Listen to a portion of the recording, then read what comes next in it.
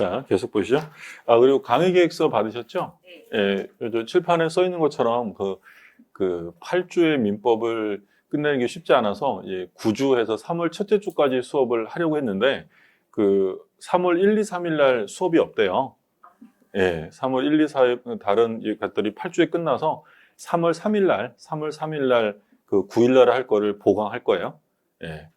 그리고 이제 그래도 진도가 좀 부족하면 약간의 연장 수업은 있을 수 있고요. 그 특별법은 나중에 따로 보강할 겁니다. 앞으로 저를 제일 많이 보신다 이렇게 생각하시면 돼요. 예.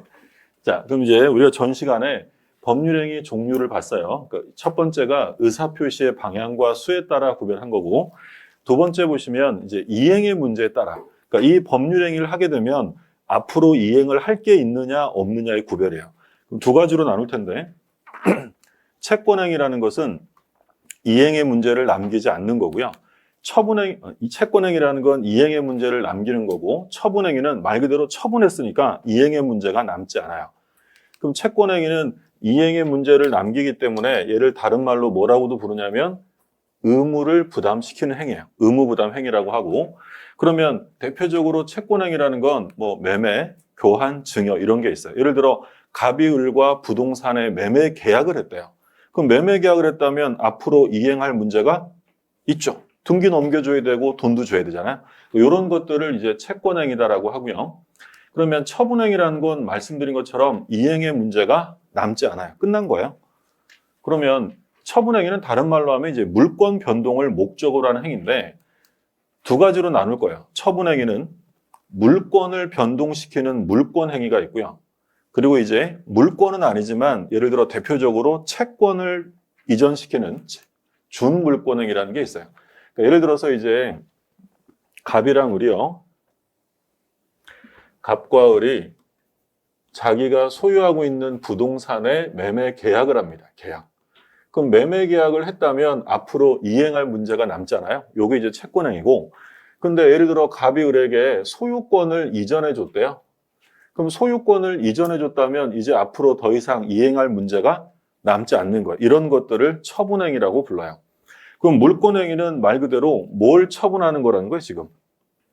물권을 처분하는 거예요. 그럼 물권이면 뭐 대표적으로 뭐가 있어요?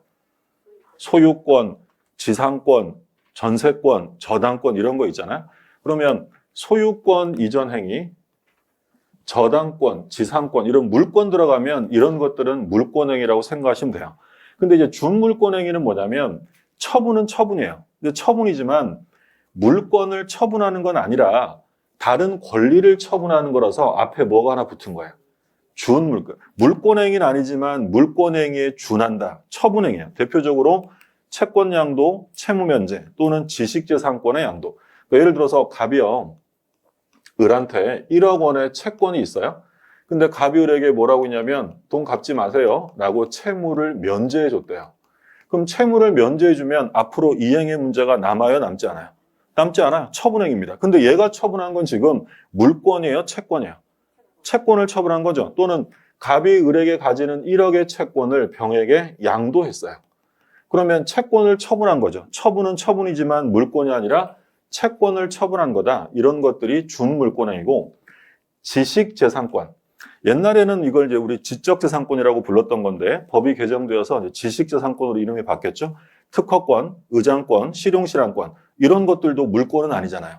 그러니까 이런 것들을 양도하는 것도 처분행위지만 물권을 처분하는 게 아니니까 준물권행위. 그러니까 결국 채권 양도, 채무 면제 이런 것들은 채권행위라는 거예요? 처분행위라는 거예요?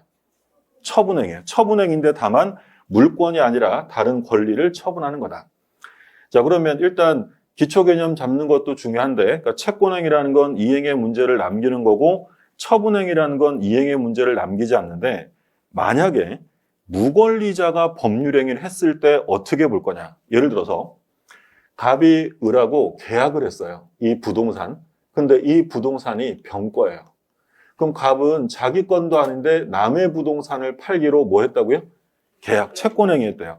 그럼 이게 무효냐, 유효냐라는 문제예요. 무효 같아요, 유효 같아요? 유효합니다. 그러니까 우리가 그냥 감정적으로 남의 걸 왜 팔어? 이거 무효다 이렇게 생각하시면 안 되고 어차피 계약은 이행의 문제를 남기는 거예요. 그러면 자기 걸 팔든 남의 걸 팔든 나중에 약속한 날에 등기를 넘겨주면 되잖아요. 갑은 어떻게 하면 돼요? 사서 넘기면 돼요. 그럼 다른 말로 하면 타인 권리를 매매할 수 있다 없다? 있어요. 그러니까 무권리자의 채권행위는 유효하다는 점을 조심하셔야 돼요. 근데 무권리자가 계약을 한 정도가 아니라 서류를 위조해서 등기까지 넘겼대요. 그럼 이건 무권리자의 채권행위가 아니라 뭐예요? 무권리자의 처분행위죠. 이건 뭐예요? 무효예요. 무효. 그래서 무권리자의 처분행위는 무효다. 그래서 무권리자가 계약을 했다, 매매했다라고 하면 얼마든지 할 수 있어요. 근데 무권리자가 처분했다라고 돼 있으면 이건 유효가 아니라 무효이다라는 점 조심하시고요. 요게 이제 법률행위 대표적인 종류. 첫 번째는 의사표시의 방향과 수에 따라서 계약, 단독행위, 합동행위로 나눴고요. 그리고 두 번째는 이행의 문제를 남기느냐에 따라서 남기는 걸 뭐라고 했어요? 채권행위. 근데 채권행위라고도 쓰지만 어떤 말도 쓰냐면 의무부담행위라는 말도 써요. 그리고 처분행위라는 건 이행의 문제를 남기지 않는데 만약에 물권을 처분했다면 물권행위고 다른 권리를 처분했다면 이건 물권이 아니라 준물권행위라고 불러요. 자, 교재 잠깐 좀 볼게요. 자, 법률행위 종류. 교재 보시면 몇 쪽이죠? 36쪽. 36쪽에 보시면 자, 첫 번째가 단독행위, 계약, 합동행위인데 얘는 뭐에 따른 구별이라고 했냐면 의사표시의 수와 방향에 따라 의사표시에 따른 구별이에요. 자, 단독행위가 나와 있습니다. 단독행위에서는 상대방 없는 단독행위 기억하시라고 했죠? 유제포 있었고 그런데 제한물권 포기나 공유 지분 포기, 취득시효이익의 포기는 상대방 있는 단독행위다라는 점 조심하시고요. 자, 상대방 있는 단독행위 있었죠? 채상, 취철, 동추, 해해 이런 거 있었고 자, 그 다음에 단독행위의 특징 나오는데 단독행위는 자기가 하고 싶다고 하는 게 아니라 언제 한다고 했냐면 법률에 규정이 있을 때 이건 일방적으로 하는 거니까 계약 자유와는 다르다고 했죠. 그리고 단독행위에는 뭘 붙일 수 없다고 했냐면 조건 계한을 붙일 수 없는 게 원칙이에요. 상대방에게 불리해지기 때문이라고 했고요. 계약은 말씀드린 것처럼 합의하에 하는 거예요. 대립하는 의사표시. 계약이란 두 개의 대립하는 의사표시. 두 개니까 뭐하고 뭐예요? 청약과 승낙. 대립하는 의사표시가 합치되는 걸 말하고 계약은 자유가 원칙이다라고 했고요. 그 다음에 합동행위가 나오죠. 합동행위. 합동행위는 뭐 수험상으로 중요하지 않은데 대표적으로 뭐가 있다고 했냐면 사단법인 설립행위가 있고 그리고 여기 나와 있지는 않지만 아까 우리 하나 더 본 거 있었죠. 총회결의 있죠. 총회결의. 이런 것들은 대표적인 합동행위에 속하고요. 자, 그 다음에 이제 채권행위와 처분행위인데 얘는 이행의 문제가 남는지 여부에 따라 구별하는 거예요. 그러니까 이행의 문제를 남기는 걸 뭐라고 했냐면 채권행위다라고 불렀어요. 의무부담행위. 대표적으로 증여, 매매, 임대차 이런 채권계약들은 전부 다 채권행위에 속합니다. 그 다음에 처분행위는 두 종류가 있어요. 물권행위와 준물권행위가 있어요. 그러면 물권행위라는 것은 처분인데 물권을 처분하는 거죠. 대표적으로 소유권 이전행위, 그리고 저당권 설정행위, 지상권 설정행위 이런 거 있고 준물권행위는 채권, 지식재산권 이런 것들을 종국적으로 변동시키는 걸 말해요. 대표적인 것들 나와 있고 그래서 지금 우리가 본 게 법률행위 종류, 이행의 문제에 따라서 구별하는 게 채권행위와 처분행위인데 기억하실 점 요거 잘 기억하시고요. 무권리자의 채권행위는 뭐라고 했냐면 유효해요. 어차피 이행을 해주면 되니까. 그런데 무권리자의 처분행위는 유효가 아니라 무효입니다. 그럼 바꿔서 얘기하면 처분행위는 아무나 할 수 있다는 거예요. 처분권 있는 자만 하는 거예요. 처분권 있는 자. 처분권 없는 자가 한 처분행위는 무효다라는 얘기죠. 자, 그 다음에 요식행위와 불요식행위인데 요식행위라는 건 말 그대로 방식을 뭐 하는 거예요? 요구하는 거예요. 방식을 지키지 않으면 인정되지 않는 거고 불요식이라는 방식이 없는 것을 말해요. 그러니까 우리가 공부하는 거는 대부분 다 불요식이다라고 생각하시면 돼요. 그러면 혼인은 요식행위예요? 불요식행위? 혼인은 아까 뭐 해야 한다 그랬어요?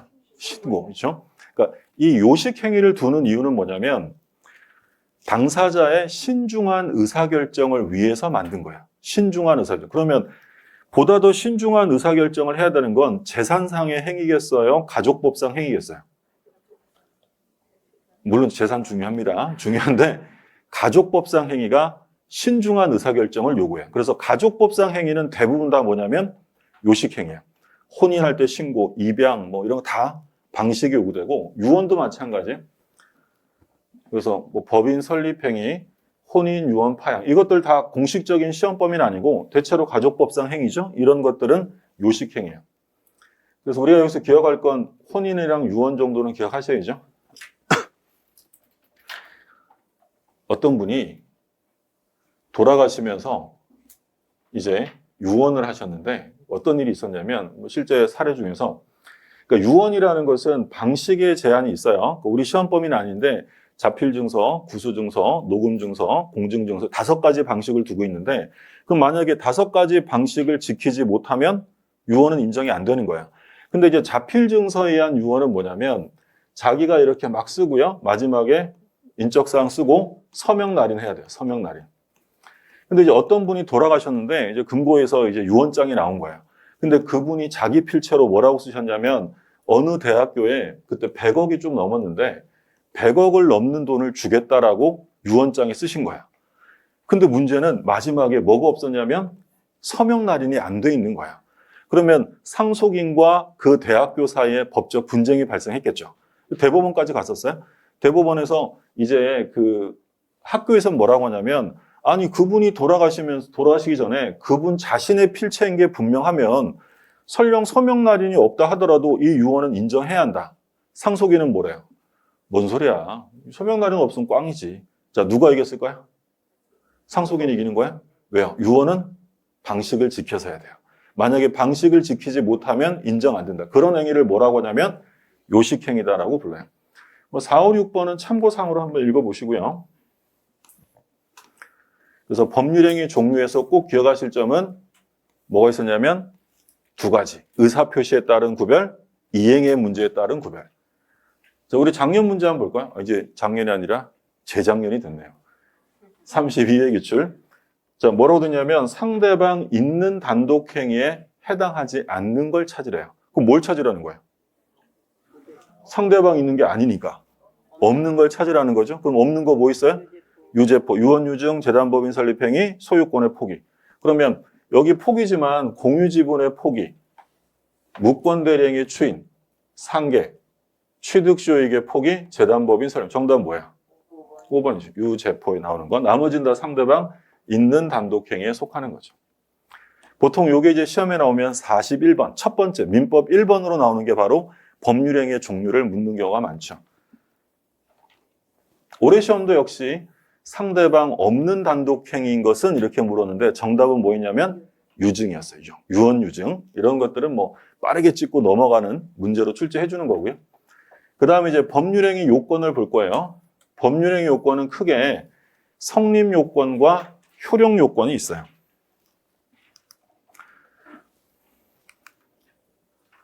법률행위 요건 보시면 성립 요건과 효력 요건. 그럼 성립 요건은 법률행위가 성립하기 위해 갖춰야 되는 요건이고요. 그러면 성립이 됐다고 해서 그 법률행위가 무조건 유효한 건 아니잖아요. 유효하려면 별도로 뭘 갖춰야 돼요? 효력 요건을 갖춰야 돼요. 그러면 법률행위는 뭐가 있으면 성립하냐면 3가지가 있으면 성립을 해요. 당사자가 존재하고 목적이 있고 그에 대한 의사표시를 하면 성립합니다. 그럼 만약에 성립 요건을 갖추지 못했으면 우리 그걸 뭐라고 부른다고 했냐면 불성립이라고 불러요. 불성립 또는 부존재. 아예 법률행위가 존재하지 않아요. 그럼 조심하실 점은 성립 요건을 못 갖추면 불성립이기 때문에 무효나 취소란 말이 나오면 무조건 틀리는 거예요. 무효나 취소는 성립의 문제예요? 효력의 문제예요? 효력의 문제죠. 그러면 성립 요건을 못 갖추면 효력으로 넘어갈 수가 없는 거예요. 아예 뭐니까? 불성립이니까. 무슨 말인지 되었어요? 예를 들어 계약이 성립되질 않았어요. 청약과 승낙이 합치되질 않았어요. 그러면 상대방은 계약을 취소할 수 있다. OX예요. 틀려. 성립이 안 됐는데 취소란 말은 나올 수 없는 거예요. 그러니까 무효 취소는 항상 성립된 이후에만 발생하는 문제라는 점을 조심하시고, 자, 그러면 일반적으로 요 세 가지를 갖추면 성립하는데 유효하려면 별도 요건을 갖춰야 돼요. 자, 보시면 당사자가 있으면 성립을 하는데 유효하려면 당사자에게 능력이 있어야 돼요. 능력. 이때 능력은 세 가지예요. 권리 능력, 의사 능력, 행위 능력에 나옵니다. 권리 능력은 신경 안 써야 돼요. 사람은 무조건 권리 능력을 갖게 돼요. 출생과 동시에 권리 능력을 갖고. 그럼 권리 능력 가지고 시험에 내는 경우는 없으니까 얘는 신경 안 써야 되고, 그 다음에 이제 의사 능력이에요. 의사 능력이라는 것은 사물을 변별할 수 있는 최소한의 능력이에요. 내 행위가 어떤 의미를 가지고 있는지를 판단할 수 있는 능력. 그러면 의사 능력은 모든 사람이 갖겠어요? 없는 사람도 있어요. 없는 사람도 있죠. 대표적으로 누가 있냐면 술에 만취한 자. 술에 만취해 보셨어요, 연말에? 만취하면 내가 다음에 일어나서 뭐 했는지도 모르고 의사 능력 없는 사람이고요. 또는 어린아이들, 아주 어린아이들은 자기 행위의 법적 의미를 알지 못해요. 그러면 이런 의사 능력 없는 사람이 법률행위라면 그걸 어떻게 다룰 거냐? 이거는 무효입니다. 무효. 의사 능력이 없는 사람이 행위했다? 효력을 인정해 줄 수 없어요. 자, 그 다음에 이제 행위 능력이 있어요. 행위 능력. 행위 능력이라는 건 말 그대로 행위할 수 있는 능력인데, 다른 말로 하면 그 행위에 대한 책임을 질 능력을 말해요. 근데 모든 사람이 행위 능력자가 아니고 행위 능력이 제한되어 있는 사람이 있는데, 얘를 뭐라고 했냐면 제한 능력자라고 부르고요. 세 부류가 있죠. 미성년자, 피한정 후견인, 피성년 후견인. 미성년자는 뭐 잘 아시는 것처럼 성년이 아닌 사람. 현재 미성년자면 몇 살 미만이에요? 19세 미만. 19세 미만. 시험에 안 나옵니다. 왜냐하면 요게 요 능력과 관련해서는 공식적인 시험 범위가 아니에요. 그래서 미성년자가 있고 피한정 후견인, 피성년 후견인이 있는데, 얘는 용어로 보면 피한정 후견은 한정 후견을 받는 사람을 말해요. 그러니까 이 사람이 완전한 행위를 할 수 없기 때문에 한정 후견을 받는 사람이고, 피성년 후견인은 성년 후견을 받는 사람인데, 여기서 이 구체적인 요건 같은 건 우리가 시험 범위가 아니니까 기억할 필요는 없지만, 누가 상태가 더 중한지는 구별하셔야 돼요. 누가 더 상태가 더 중하다 그랬어요? 피성년 후견인. 옛날에는 이 피한정 후견인을 뭐라고 불렀었냐면 한정이란 말 들어갔네요. 한정 치산자라고 불렀어요. 한정 치산자. 그리고 피성년 후견인은 뭐라고 불렀냐면 금치산자. 그랬잖아요. 옛날에는 용어만 봐도 상태의 경중을 알 수 있었어요. 옛날에는 한정치, 치산이라는 게 말 그대로 다룬다는 치자에 재산할 때 산자잖아요. 그럼 치산인데 재산 다루는 걸 어떻게 했대요? 한정시켰대. 그러니까 지금 상태가 조금 안 좋은 상황이어서. 그러면 금치산자는 재산 다루는 걸 어떻게 했어요? 금지시켰어요. 누가 더 상태가 심각한 거예요? 금치산자죠. 그러니까 요 구별을 하셔야 돼요. 왜냐하면 이게 대리권 소멸 가면 얘랑 구별이 돼야 되거든요. 그러니까 상태가 좀 더 심각한 게 피성년 후견인이고, 그럼 만약에 이런 제한 능력자들이 법률행위를 했다면 이게 무효냐 취소냐 문제인데, 이건 뭐였어요? 취소사예요. 취소. 그러니까 의사무능력자랑 제한 능력자랑 누가 지금 상태가 더 중한 거예요? 생각해 보세요. 어린애기들은 의사 능력이 없어요. 의사무능력자고, 예를 들어 18살짜리는 행위 능력이 제한되어 있는 거예요. 누가 지금 상태가 더 안 좋은 거예요? 의사무능력. 그러니까 아예 이건 뭐로 해버린다고. 무효라고 하는 거고, 제한 능력자 법률행위는 무효가 아니라 취소라고 규정하고 있어요. 근데 여기서 능력과 관련되는 무효와 취소는 소위 절대적이라고 합니다. 절대적 무효, 절대적 취소라고 부르는 거야. 그럼 절대적이라는 얘기는 계약의 상대방에게만 주장할 수 있다는 거예요? 누구에게나 주장하는 거야?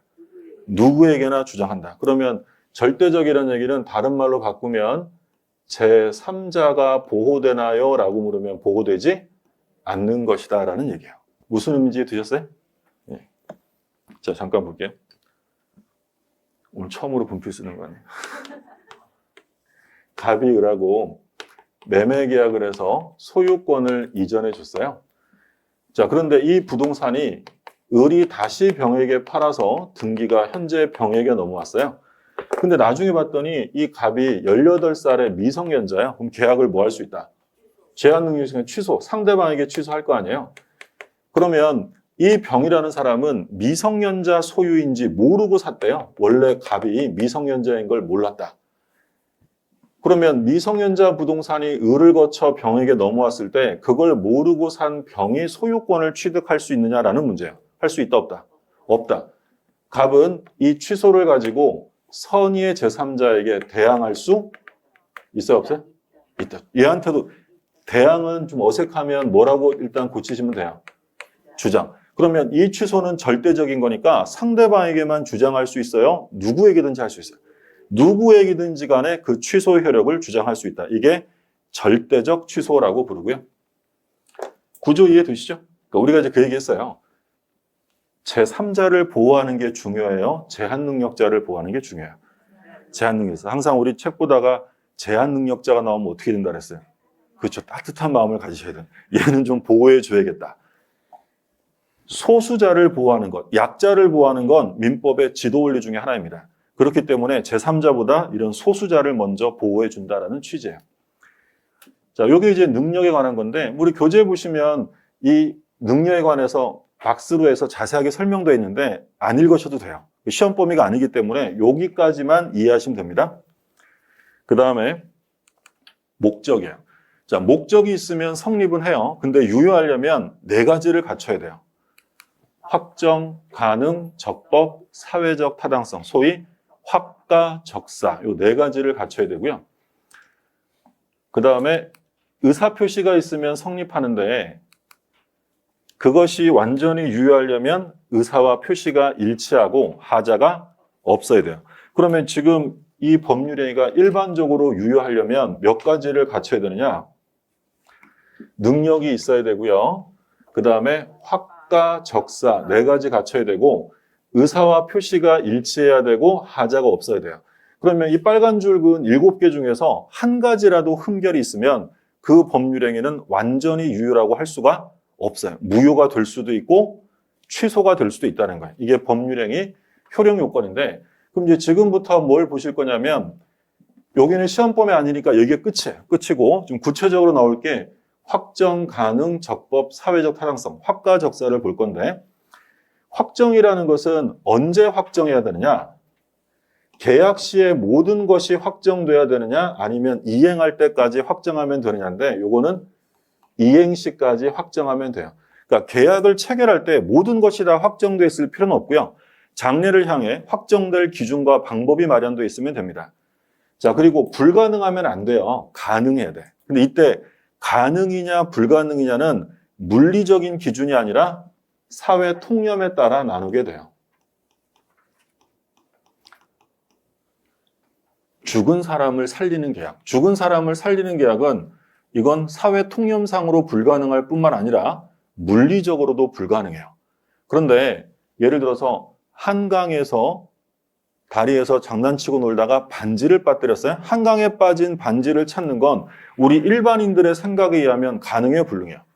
불능입니다. 근데 그게 물리적으로, 과학적으로 반드시 불가능이라 단정할 수는 없어요. 그럼 설령 물리적으로는 가능할지라도 우리 일반인들이 에이, 그건 안 되지라고 하면 그건 가능이 아니라 뭘로 봐야 돼? 불능으로 봐야 되고 그리고 적법해야 돼요. 법률의 규정에 위반되면 무효가 될 수 있어요. 그리고 사회 질서를 위반하면 안 되죠. 의사와 표시가 일치하고 하자가 없다. 그러니까 지금 여기서 쭉 보신 건 일반적인 법률행위를 본 거예요. 그러니까 일반적인 법률행위는 몇 가지만 있으면 성립해요. 3가지. 당목이 3가지만 있으면 법률행위는 성립해요. 근데 가끔가다 특이한 애들이 있단 말이에요. 이거 말고 또 다른 걸 요구하는 게 있어요. 그게 이제 특별 성립 요건이에요. 그럼 특별 성립 요건은 당사자 목적 의사표시 외에 또 다른 게 필요해요. 대표적으로 요물계약에서 물건의 인도. 요물계약은 물건의 인도를 뭐 하는 거예요? 요구하는 거죠. 그럼 요물계약이 성립하려면 요 3가지만 있으면 성립하는 게 아니라 뭐가 있어야 돼? 인도가 있어요. 우리 요물계약하면 4가지가 있었어요. 4가지. 현, 대, 개, 보. 현은 현상광고. 나중에 우리 계약법 가면 볼 거죠. 현상광고 계약이야. 예를 들어서 우리 집 나간 예쁜 누렁이를 찾아주세요. 찾아드릴게요. 이런다고 현상 광고가 성립하는 게 아니라 데려와야 돼요. 그리고 대는 뭐예요? 대는 대물변제. 대물변제라는 건 변제를 하는데 돈 대신에 뭘로 변제한다? 물건. 이게 대물변제예요. 그럼 대물변제는 합의만 하면 돼요? 물건 줘야 돼요? 줘야 됩니다. 걔는 계약금. 계약금 계약은 말로만 하면 안 되고 계약금을 줘야 성립하는 거고, 보증금 계약도 이건 학설의 대립은 있지만 보증금을 지급해야 계약이 성립한다. 현대계보 빼고 나머지는 전부 다 낙성계약이죠. 요물계약이 아니라. 요물계약은 무언가를 인도해야 되고, 자, 혼인합니다. 혼인. 아까 뭐 해야 한다 그랬어요? 신고. 이런 것들은 특별 성립 요건이에요. 그러면 여기엔 뭐가 나오고 있어요? 특별 효력 요건. 그러니까 일반적인 법률행위는 능력이 있고 확가적사 갖추고 의사와 표시가 일치하고 하자가 없으면 되는데, 특별 효력 요건은 이것 말고도 무언가를 더 갖춰야 효력이 생겨요. 자, 대리행위를 했어요. 대리인이 대리행위하면 효과가 누구한테 귀속이 돼요? 본인한테 갈 거 아니에요? 그럼 본인에게 효력이 생기려면 그 대리행위를 한 자에게 뭐가 있어야 돼요? 대리권. 대리권 없는 자가 한 무권 대리행위는 본인에게 효과가 생기지 않는 거예요. 이건 특별 효력 요건이고, 자, 그 다음에 잘 기억하셔야 되는데, 조건부, 기한부 법률행위에서 조건의 성취나 기한의 도래. 조건부, 기한부 행위에서 조건의 성취나 기한의 도래는 성립 요건이 아니라 뭐예요? 효력 요건이에요. 그러니까 예를 들어서 갑이 을한테요. 친구야, 너 이번 시험에 합격하면 내가 너 사무실 하라고 부동산 하나 증여할게. 조건부 증여입니다. 그러면 얘가 합격하면 그때서야 증여계약이 성립되어 합격하면 증여의 효력이 생기는 거예요. 효력이 생겨요. 증여계약은 언제 성립했냐면, 친구야, 합격하면 사무실 줄게. 을이 좋아. 라고 했을 때 이미 증여계약은 성립이 된 거고, 다만 조건부기 때문에 이 증여의 효력이 발생하려면 얘가 시험에 합격해야죠. 그럼 조건의 성취나 기한의 도래는 성립이란 말 들어가면 무조건 틀리는 거예요. 성립이 아니라 뭐의 문제라고요? 효력의 문제예요. 조건 가면 중요하게 볼 거예요. 그 다음에 유언에서 유언자의 사망, 효력 요건이죠. 근데 우리 시험에 몇 번 냈는데 다음 중 법률행위의 효력 요건이 아닌 것은 해서 정답으로 가장 많이 나온 건 농취증이에요. 주의하실 점은 농지매매에서 농취증은 효력 요건이 아니다. 그럼 바꿔서 얘기하면 농지매매 할 때 농지 취득 자격 증명이 없으면 매매계약은 무효예요? 유효해요? 유효합니다. 그러니까 농취증은 나중에 보완하면 되는 거지 이거 없다고 계약이 무효가 되는 건 아니다. 그래서 효력 요건 관련해서는 얘가 시험에 가장 많이 출제가 됐어요.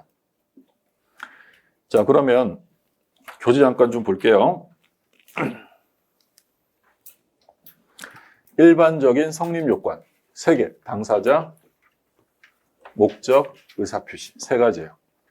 그 다음에 특별 성립 요건, 말씀드린 것처럼 요물계약에서 물건의 인도, 혼인에서 신고 이런 것들, 유언에서의 방식, 요식행위. 그 다음에 효력 발생 요건인데 일반적인 효력 발생 요건, 당사자가 뭘 가지고 있어야 돼요? 능력.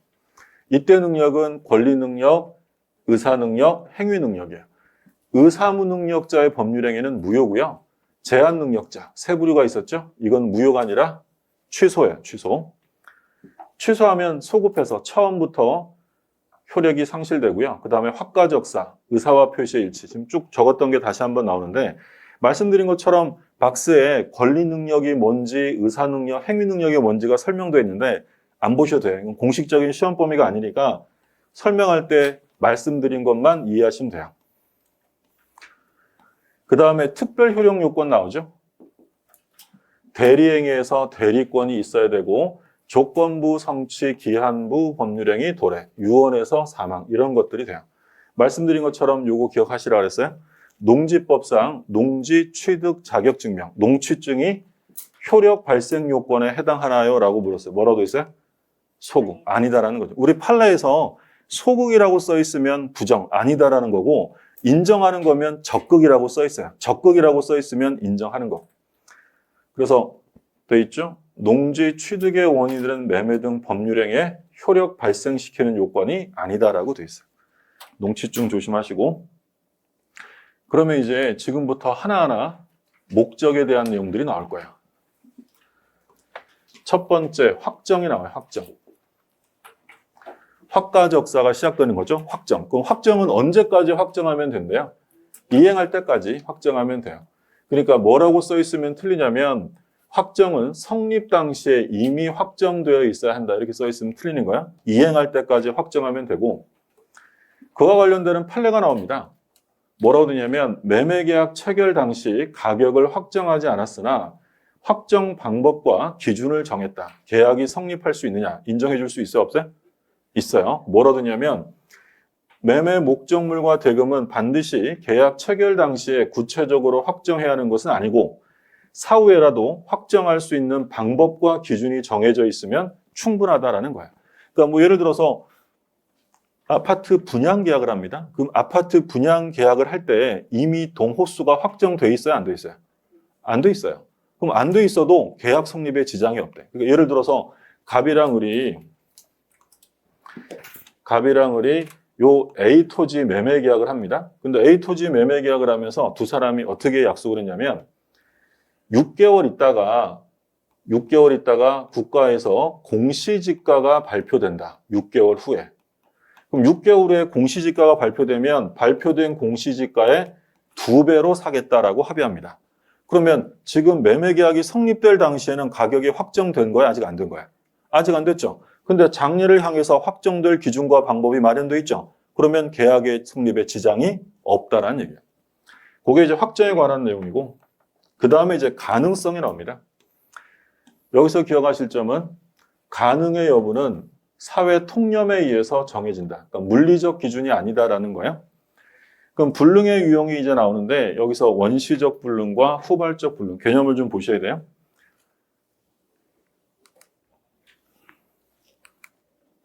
불능이에요, 불능.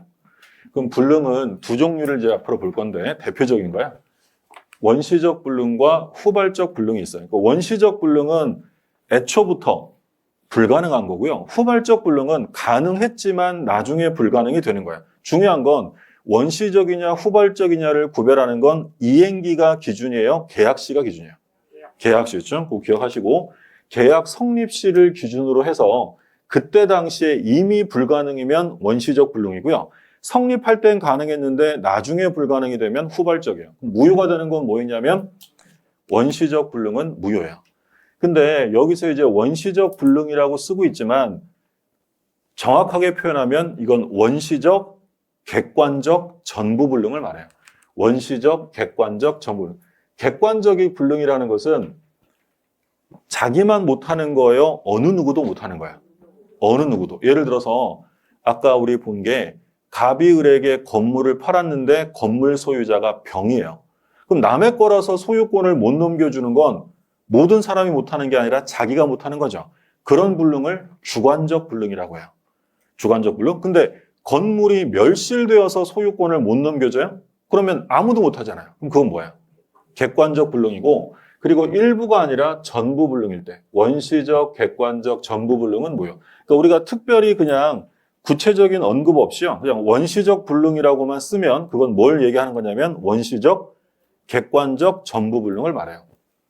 그러면 후발적 불능은 성립 당시엔 가능했으니까 무효가 아니라 유효하다라고 돼 있어요. 구별되었어요? 자, 사례를 잠깐 볼게요. 갑이 을에게 이 X 부동산을 1월 5일 날 팔기로 매매 계약을 했어요. 그런데 이 X 부동산이 멸실됐는데 언제 멸실됐대요? 1월 2일 날. 그럼 이 매매 계약은 무효일까요? 유효할까요? 계약이 1월 5일 날 성립했는데 1월 2일 날 멸실됐다는 건 원시적이에요, 후발적이에요? 원시적이죠. 그럼 계약은 무효예요. 무효. 자, 그러면 갑과 을이 1월 2일 날 계약을 했어요? 그럼 나오려면 뻔하잖아요. 언제 멸실됐겠어요? 그렇죠. 단순하니까 딴 거 안 쓰잖아요. 그죠? 1월 5일 날 멸실이 됐대. 그럼 이건 원시적이 아니라 후발적이죠. 계약은 유효예요? 무효예요? 유효합니다. 유효. 그러니까 여기서 특히 요게 이제 꼬드기는 지문으로 많이 나와요. 1월 2일 날 계약을 했는데 1월 5일 날 멸실되어서 소유권 이전이 불능으로 확정되었다. 불가능하죠. 멸실됐으니까. 그럼 불가능으로 확정되면 매매계약은 무효이다라고 써 있으면 OAX예요. 이러면 틀리는 거예요. 후발적 불능이 나오면 뭐라고 꼬드겨도 계약은 유효한 거예요. 그러니까 원시적이냐 후발적이냐를 구별하시고, 물론 이제 원시적 불능은 뒤에 가면 이제 계약 체결상 과실책임, 이게 계약법에서 나올 텐데 지금은 안 보셔도 되고, 지금은 원시적이냐 후발적이냐는 개념 구별. 언제가 기준이냐면 계약 성립 시가 기준이다. 자, 그러면 확가적사에서 확정성 받고, 그 다음에 우리 지금 가능과 관련해서 뭘 보셨어요? 불능을 봤어요. 불능. 그럼 그 다음에 이제 뭐가 나와요? 적법. 적법이라는 것은 법률 규정을 말하는 거야. 그럼 법률 규정은 강행 규정과 임의 규정이 있어요. 강행 규정은 딱 생긴 거 보니까 위반해도 돼요? 지켜야 돼? 지켜야 돼. 강제하는 거고요. 임의 규정은 말 그대로 임의적인 거니까 뭐 안 지켜도 큰 문제 없는 거죠. 그러면 우리 민법은 사법이잖아요. 사법이고 지도 원리가 사적 자체예요. 그럼 우리 민법은 강행 규정이 많겠어요? 임의 규정이 많겠어요? 임의 규정이 많은 거예요. 임의 규정은 왜 안 지켜도 되는 걸 왜 만들어놨느냐? 당사자가 약정이나 합의를 하지 않았을 수 있잖아요. 그때를 대비해서 기준을 세워둔 거예요. 그러면 임의 규정은 당사자가 별도의 다른 의사를 표시하면 그 의사가 우선한다라는 거예요. 우리 대표적으로 이런 거 봤어요. 예를 들어 갑이 을하고 자기 X 건물을 임대차 있어요. 임대차니까 을은 갑에게 뭐 줘야 돼요? 차임 줘야죠. 그러면 이 건물 임대차는 언제 차임을 주는 것이냐? 매월 말에 지급합니다. 토지 임대차는 매 연말이고 건물 임대차는 매 월말인데 그게 우리 민법 633조에 규정돼 있어요. 건물 임대차는 매월 말에 차임 주시라고. 그런데 얘네들이 을이요. 임대인 아저씨 저 말일날 되면 돈이 하나도 없어요. 제 월급날이 15일이니까 15일날 드릴게요 라고 약정을 했어요. 그럼 을은 다음 달에 말일날 줘야 돼요? 15일날 줘야 돼요? 15일날. 15일이 우선한다. 약정이 우선한다는 거예요. 이게 무슨 규정이다? 만약에 이게 강행 규정이다라고 하면 15일 약정했어도 언제 줘야 돼? 말일날 줘야 되는 건데 임의 규정이니까 얼마든지 배제할 수 있어요. 또는 뭐 임차인의 비용 채권 이런 것들은 배제 특약 가능합니다. 그러면 강행 규정은 지켜야 돼요. 그럼 여긴 두 가지로 나누는데 효력 규정과 단속 규정이 있어요. 생긴 거 딱 보니까 이름이 효력 규정이네요. 위반되면 아예 효력을 인정 안 하겠대. 위반하면 뭐야? 무효. 자, 그런데 단속 규정은 말 그대로 위반하면 안 돼요. 지켜야죠. 그런데 위반해도 단속의 대상이 되는 거지 개인 간의 법률행위가 무효가 되지는 않는 거야. 단속 규정은 유효가 될 거야. 단속 규정은 유효. 얘는 유효. 그래서 효력 규정에 위반되면 무효고 단속 규정에 위반되면 유효라는 점 구별하시고요. 그러면 무효가 되면 이미 지급한 것은 뭐로 된다고 했냐면 부당이득. 그러니까 부당이득이라는 것의 정의는 뭐였냐면 법률상 원인 없이 취득한 걸 말해요. 그러면 예를 들어 어떤 계약을 해서 부동산을 줬는데 그 계약이 무효예요. 그러면 얘는 계약이 무효면 원인이 있는 거예요? 원인이 없는 거예요? 무슨 말인지 드세요? 그러니까 예를 들어서 갑이요. 을한테 증여를 해서 부동산을 하나 넘겼단 말이에요. 근데 나중에 봤더니 증여계약이 무효였어요. 그러면 을은 무엇을 원인으로 부동산을 받은 거예요? 증여를 원인으로. 이게 법률 요건이잖아요. 근데 이 증여가 무효였대. 그러면 을은 갑으로부터 부동산을 받게 된 법률상 원인이 있어요? 없어졌어요? 없어요. 그러면 이건 원인 없이 받은 거니까 뭐라고요? 부당이득. 그럼 부당이득은 가져도 돼요? 돌려줘야 돼. 부당이득 반환이에요. 그래서 효력 규정에 위반되어 예를 들어 무효면 부당이득 반환을 해야 돼요. 근데 불법 원인 급여가 아닌 한이라고 써 있네요. 요거는 이제 우리 반사회적 관계에서 볼 텐데 그러면 처음 보시는 분들은 어감상 볼 때 불법 원인 급여에 해당되면 반환을 해요? 안 해도 되는 거예요? 안 해도 되는 거예요. 그러니까 불법 원인 급여가 아니라면 부당이득 반환. 이거 처음 봐서 뭔 말인지 모르겠다. 그럼 일단 요거는 생략하시면 돼요. 뒤에서 볼 거니까. 그러면 일단 무효면 받은 거 가져도는 게 아니라 돌려주면 돼요. 그러면 우리 판례가 효력 규정으로 어떤 것들을 보고 있느냐? 이건 어쩔 수 없어요. 암기하셔야 됩니다. 자, 판례. 이거는 학설의 문제가 아니라 우리 판례가 이것을 효력 규정으로 보느냐, 단속 규정으로 보느냐인데 섞어서 시험에 나옵니다. 다음 중 효력 규정에 해당되는 것. 이래서 단속 규정 넣어서 시험에 나오는데 토지거래 허가제도 위반. 토지거래 허가구역에서 매매계약할 때는 뭘 받아야 돼요? 허가 안 받으면 매매계약은 무효입니다. 무효. 이거는 효력 규정이니까 무효예요. 무효. 부동산 실명법 위반. 부동산은 다른 사람 이름으로 취득해도 돼요? 실명으로 해야 돼. 실명으로. 예를 들어 제 건물인데 제가 친구 이름으로 등기해놨다. 이건 명의신탁이죠. 부동산 실명법 위반해서 남의 명의로 신탁해두는 행위는 무효입니다. 무효. 그 다음에 관할관청 허가 없이 한 학교법인의 기본재산 처분. 이건 무효입니다. 우리 이것뿐만 아니라 재단법인 있잖아요. 재단법인은 제일 중요한 게 뭐라 그랬죠? 재산이에요. 그럼 재단법인이 기본재산을 처분하는 건 매우 중요한 거고요. 정관 변경 사항이에요. 이런 것들은 위반해서 하게 되면 효력 자체를 인정 안 합니다. 무효고. 3번, 4번 중요하죠. 자, 법정 중개 보수 초과 부분이야. 초과 부분. 예를 들어서 법률이 정하는 보수 한도액이 있잖아요. 중개를 하면. 그 중개 보수를 초과해서 받기로 했다면 물론 전부 무효는 아니지만 뭐만 초과되는 부분은 무효. 예를 들어서 그런 거 제가 요일 같은 게 있는데 갑이라는 공인중개사가 요거를 중개할 때 예를 들어 법에 의하면 500만 원 이상을 못 받게 돼 있어요. 한도액이 정해져 있잖아요. 몇 프로 이렇게. 근데 제가 말을 잘해가지고요. 이 을이라는 의뢰인한테 고객한테 1000만 원 받기로 합의했대요. 그럼 만약에 이 중개 보수에 관한 규정이 효력 규정이라면 1000만 원 받을 수 있어요? 500만 원까지 받아야 돼.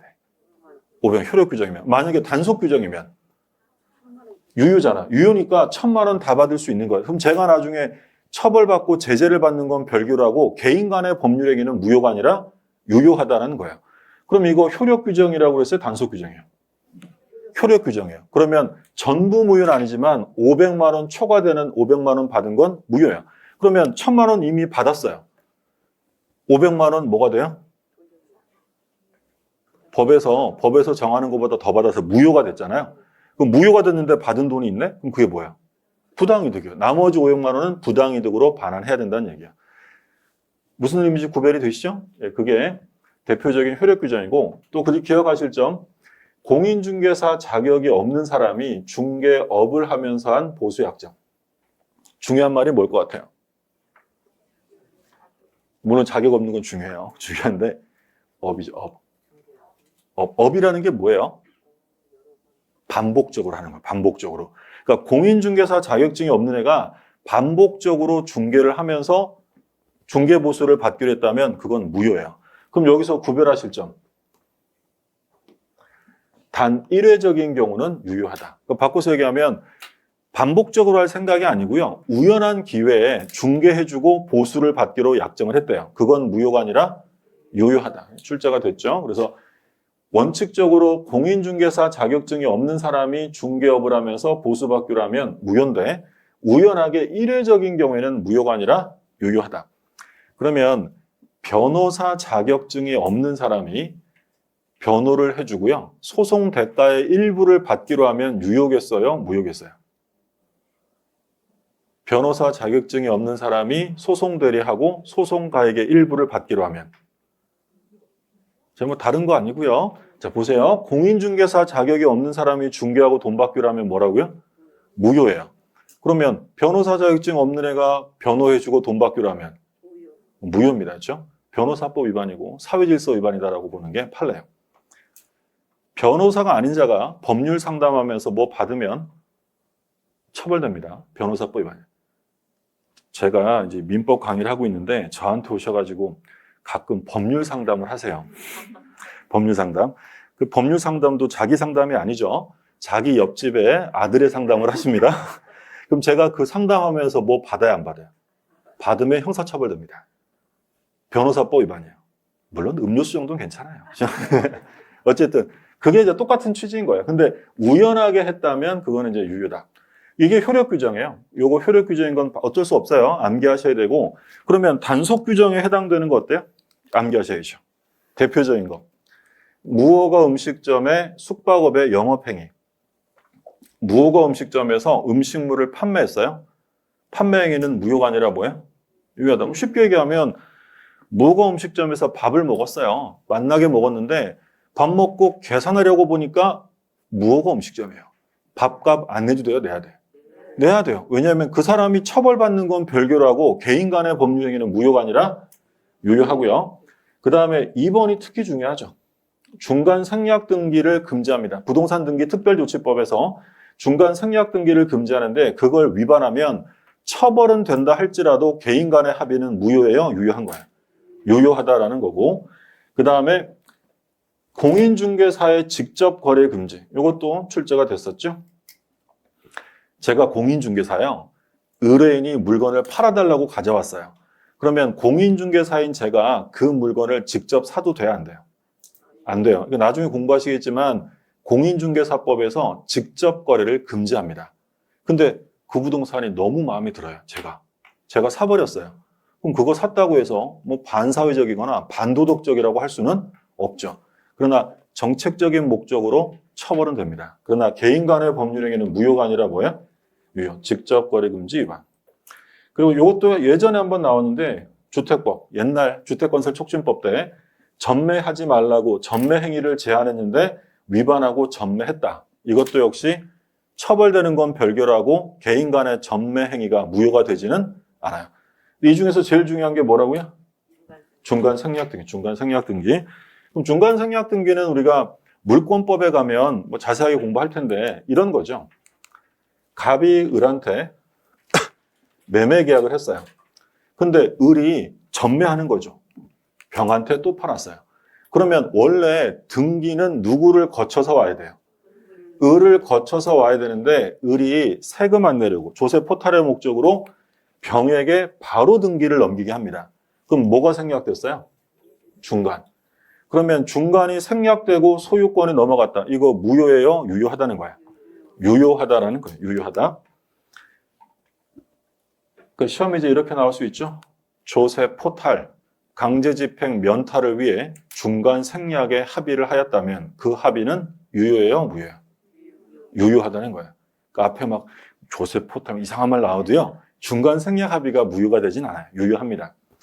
그리고 이제 우리가 앞으로 등기가 유효냐 무효냐라는 건 계속 나올 텐데 등기가 유효하려면 등기에 부합하는 뭐가 있어야 한다고 했냐면 실체 관계가 존재해야 돼요. 실체적 법률 관계. 그러니까 얘한테 등기가 넘어올 법률 관계가 있어야죠. 그럼 병은 소유권을 넘겨받을 법률 관계가 있어 없어요? 뭐 있어요? 빼매 있잖아요. 그러면 얘한테 등기되는 건 절차상의 하자는 있지만 실체 관계에 부합하기 때문에 그 등기는 무효가 아니라 유효. 그러니까 등기의 효력은 제일 중요한 게 절차적인 문제가 아니라 뭐예요? 실체 관계. 제가 돈 내고 샀으면 어찌어찌 되어도 저한테 등기가 와야 되는 게 맞잖아요. 그럼 절차를 위반했다면 거기에 대한 별도 법률을 적용하는 거고 등기 자체가 무효가 되는 것은 아니다라는 거예요. 그러니까 지금 우리가 본 게 뭐 봤냐면 확정성 그리고 뭐 봤어요? 가능성, 적법성 봤어요. 교수 잠깐 좀 볼게요.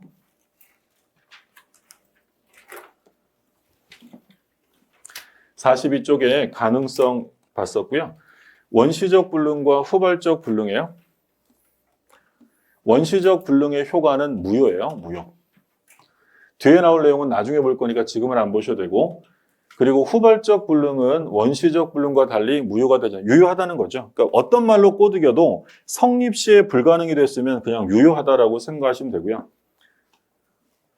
전부 불능과 일부 불능 이건 뭐 용어만 보시면 되겠고 객관적 불능과 주관적 불능 얘기했었어요. 객관적 불능은 당사자만 못해요. 아무도 못하는 거예요. 아무도 목적물의 멸실 같은 거. 주관적 불능은 자기가 못하는 거고요. 자, 적법성, 강행 규정과 임의 규정으로 나누는데 강행 규정은 효력 규정과 뭘로 나눈다고 했냐면 단속 규정이에요. 우리 판례가요, 특별한 말하지 않고 강행규정 위반이라고만 쓰고 있다면 그건 뭘 가리키는 거냐면 효력규정을 가리키는 거예요.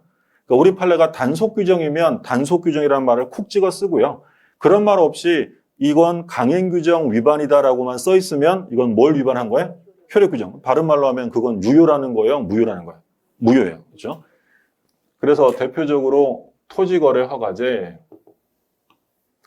그리고 부동산 실명법 위반, 뭐 광업권 명의대여 이런 건 시험에 나온 적 없으니까 참고로 보시고, 관할관청 허가 없이 한 학교 범인의 기본재산 처분 이런 것들로 있고, 자 판례는 중요합니다.